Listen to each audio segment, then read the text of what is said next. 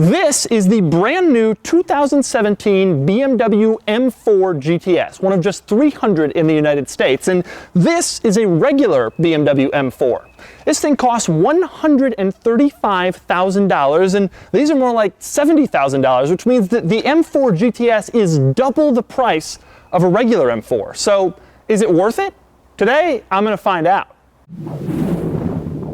I've borrowed this M4 GTS from a viewer and a huge car enthusiast named David, who runs a car dealer here in the Philadelphia suburbs called Automobili Limited.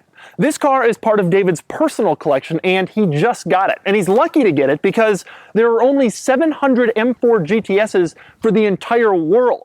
And there's already been some controversy about this car. Part of that comes from doubling the regular M4's price tag, but this car is also known for a harsh ride, low ground clearance, and a novel water injection system in the trunk that was mercilessly mocked by Jeremy Clarkson in the Grand Tour. So my perception of the M4 GTS was a little negative going into all this. But here's something I learned. The weird water injection system helps the M4 GTS make more power than a regular M4.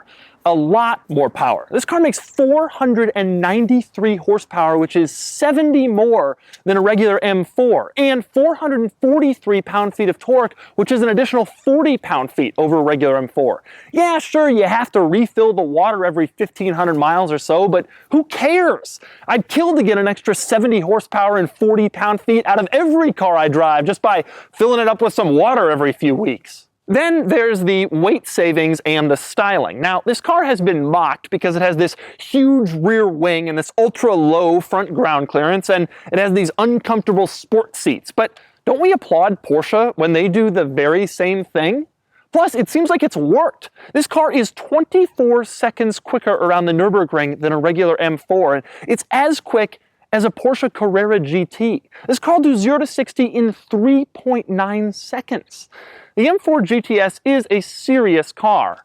And of course it also has a lot of interesting quirks and cool features. Now obviously one of the most talked about and interesting quirks of the M4 GTS is that trunk-mounted water system. So here's where you access it. Open up the trunk, lift up the carpeting on the bottom, and there it is. That's where you pour in the water. That's not so hard, is it? One interesting thing about the system is that when you're done driving the car, the water flushes itself out of the pipe so that they don't sit in there and corrode them.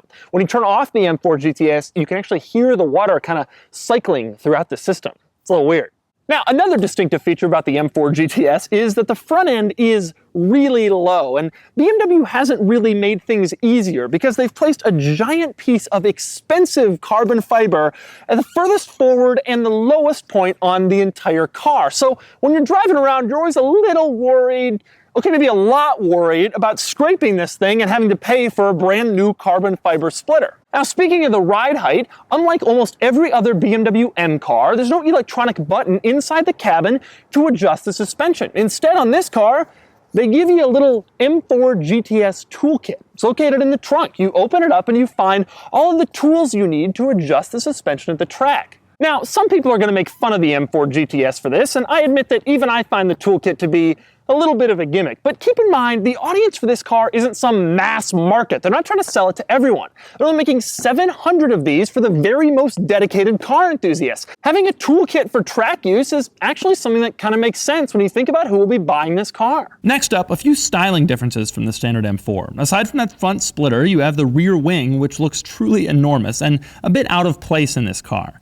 You also have these distinctive wheels with gold trim. Could do without the rear wing, but I like the wheels. The M4 GTS also has some substantial weight savings compared to the regular M4. BMW says this thing is about 80 pounds lighter. Look closely and you can see it everywhere. For example, there are manual seats and a $135,000 BMW. The door panel has a special lightweight trim with no door pockets where you can put anything. Oddly, there's still a regular door handle, but you have to pull the door closed with this fabric loop. In the middle, you'll notice blank switches for the climate control and blank switches for the heated and cooled seats. Those are gone. There are more blank switches over here. I don't even know what those are for. Of course, the back seats have also been removed to save weight and replaced with this giant gold-colored roll cage to match the wheels. Gold, as it turns out, is kind of this car's color. For example, there's also a gold strip at the top of the steering wheel, so you know if it's centered. And there's this gold GTS logo on the passenger side, which seems like a bit much. This car also has one of the most unusual hood releases I've ever seen. It's located in the driver's footwell, like all hood releases, and it's a little tab you pull, like all hood releases, but in this car, you gotta pull it twice for the hood to unlatch. I guess they really want you to be sure that you want to see what's under that hood. Other neat touches include the thickly bolstered sport seats that are so sporty and lightweight that they have holes where you can put your hands through them. There's also fuzzy Alcantara on a lot of surfaces, including the seat bolsters, the entire length of the center console and the parking brake boot, the dashboard around that GTS logo, and the tiny door panel armrest. I also like the subtle use of BMW's M colors. They're on the seat belt, they're on that fabric loop you use to close the door, and they're also on the inner rim of the steering wheel. So the M4 GTS is fast and powerful and surprisingly full of cool little details and features, but just how does it drive? Well, I'm going to find out. And of course, for more of my thoughts on the whole M4 GTS experience, click the link below to check out my column on autotrader.com/oversteer. All right, the time has come to drive the M4 GTS. I'm nervous because there's only 300 of these in the whole country. I don't want to mess this one up. Well, early impression is that the ride is just incredibly harsh. I'm in a parking lot going 4 miles an hour and I'm already hurting. Maybe I gotta get out that tool and mess with the suspension.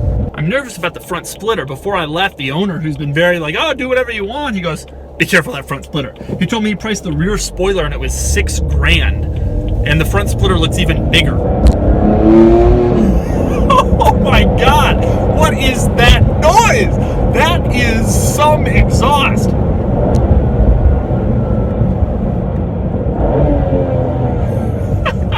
There's a nice fuzzy Alcantara steering wheel that I just love. Alcantara wheels, they just feel so good.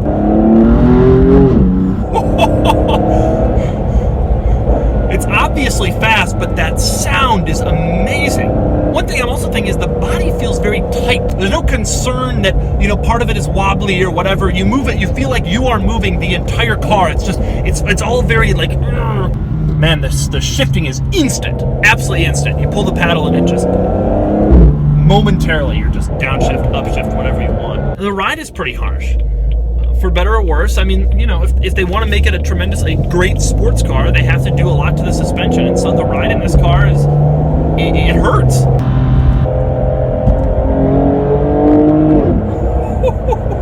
I love the sound. I love how quickly the transmission shifts. It's incredible. I understand why some people would not like this car, because it's compromised for regular on-road driving. You lose the back seats, but the benefit is it's a very exciting car to drive, and it always feels like it's ready for more.